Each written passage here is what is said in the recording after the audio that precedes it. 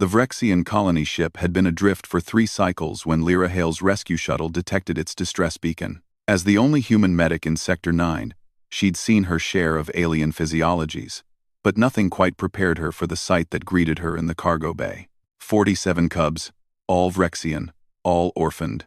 The adult crew had succumbed to radiation poisoning from a reactor breach, but they'd managed to seal the cubs in the shielded cargo hold before the end. Now these wolf-like aliens, each no larger than a terrier, with silver-blue fur and crystalline eyes huddled together in terrified silence. Lyra approached slowly, her medical scanner humming. The cubs watched her with the wariness of creatures who'd learned too young that the universe was cruel. She knelt at the edge of their cluster, making herself small, unthreatening. One cub sat slightly apart from the others. His fur was matted, and a nasty gash ran along his shoulder, probably from debris during the accident. The wound had begun to fester. "Hey there, little one," Lyra whispered, extending her hand palm up in the universal gesture of peace. The cub, his collar identified him as Jory, whimpered but didn't retreat. His eyes locked onto hers, and in them, she saw something that transcended species. Hope, struggling against despair. "I'm going to help you, okay? This might sting a bit." She reached out slowly, giving him every chance to pull away. When he didn't, she gently cleaned the wound with antiseptic. Jory's entire body tensed, a small growl building in his throat, but he held still. Then, without thinking, Lyra did something she'd done 1,000 times with scared animals back on Earth. She scratched him gently behind his ear, that sweet spot that every canine-adjacent creature seemed to have. Jory's growl transformed into something else entirely. A rumbling, purr-like sound that seemed to vibrate through his whole body. His crystalline eyes widened, then slowly closed in bliss. For just a moment, he wasn't an orphaned alien cub on a dead ship. He was just a young creature, receiving kindness. Lyra smiled and finished bandaging his wound. "There you go, brave boy." What happened next would be discussed in xenopsychology classes for decades to come. Jory stood up, turned to face the other 46 cubs, and made a series of sharp, rhythmic barks. The sound carried an authority that seemed impossible from something so small.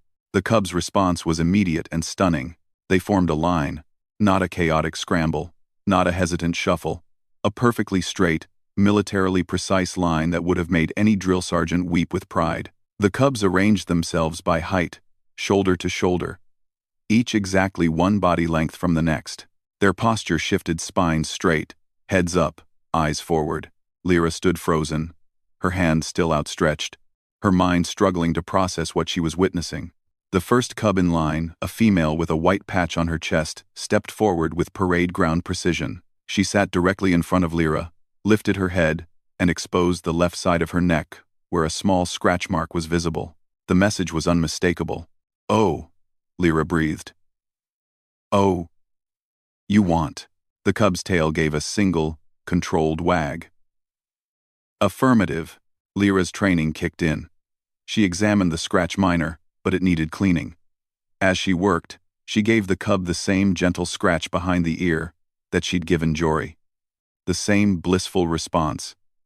The same moment of pure, uncomplicated comfort. When she finished, the cub stood, executed what could only be described as a military about-face, and returned to the end of the line. The second cub immediately stepped forward. "You've got to be kidding me," Lyra muttered, but she was already reaching for her supplies.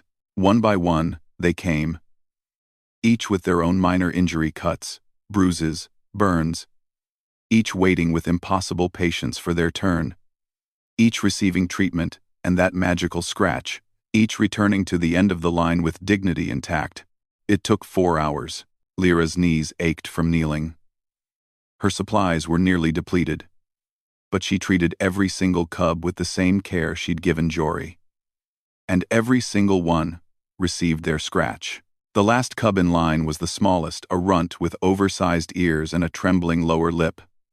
His injury was the worst. A deep burn across his back paw. Lyra took extra time with him, murmuring soft reassurances as she worked. When she finally scratched behind his ears, the little guy let out a sound that was half sob, half purr. As he returned to join the others, Lyra sat back on her heels, exhausted and strangely moved. The 47 cubs stood in formation, watching her. Then, as one, they lowered their heads in a gesture that needed no translation. Respect. Gratitude. Trust. Jory stepped out of line and approached her. In his mouth, he carried something, a small medallion that must have belonged to one of the adult crew. He placed it gently in her palm. Lyra's throat tightened. "I'll get you all home," she promised. "Every single one of you."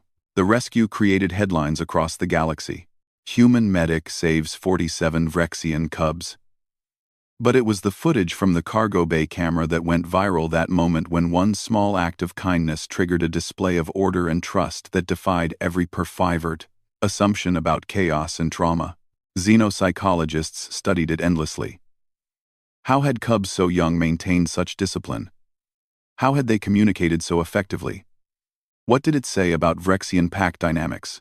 But Lyra knew the truth was simpler and more profound. They'd been terrified children lost in the dark, and someone had shown them kindness. In that moment, they'd found something to believe in again. The possibility that the universe might still contain goodness.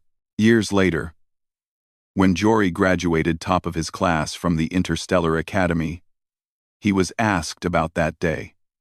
About the line. About the discipline.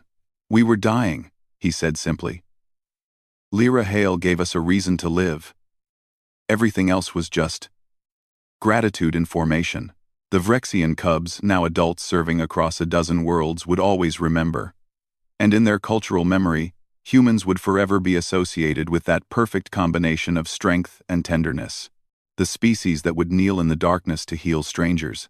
The species that turned chaos into hope, one gentle scratch at a time.